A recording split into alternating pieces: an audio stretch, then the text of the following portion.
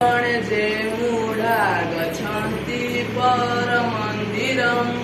अवश्यं लघुतां जानति कृष्णपक्षे यथा शशि। धन्यवाद। कार्जेण को कार्य से उच्चारण मिस्टेक भूल कर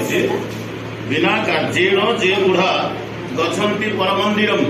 अर्थात बिना काम आमे जदि बारंबार जनक घर को जीवा ताहले धीरे धीरे आम सम्मान हानि हम जमी कृष्ण पक्षरे जह्न क्षय घटी घटी घटी घटी अमावास्या परिणत हुए से भली आम सम्मान पूर्ण सम्मान जह्न भली कृष्ण पक्षर चंद्र भली धीरे धीरे धीरे धीरे कमी कमी आसो देश में सम्मान आमर मोटे रहा तेणु मनकर गोटे छोटिया उदाहरण दौर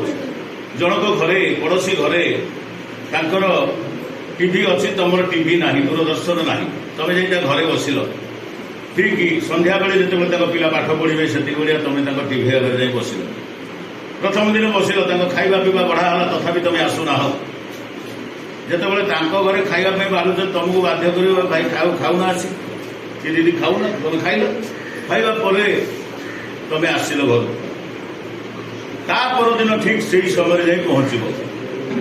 मनरे निश्चय टिके खराब धारणा आसो आम पिला पाठ पढ़ा बेले आम खाଇବା पीवा बेले से बार बार आसूसी ऊपर न कही पारे किंतु मन भर गोटे खराब धारणा आसो ता परदिन तुम से समय जाए पहुंचब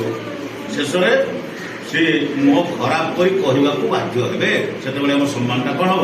संपूर्ण हानि हम तेणु बिना काम केवे कहा घर को जीव ना ये शिक्षाटा आमको आम संस्कृत भाषा ही प्रदान कला संस्कृत हितवाणी प्रदान कला बिना काम अଯଥା का घर को आम बारंबार जीवा उचित नुहे मनला। धन्यवाद।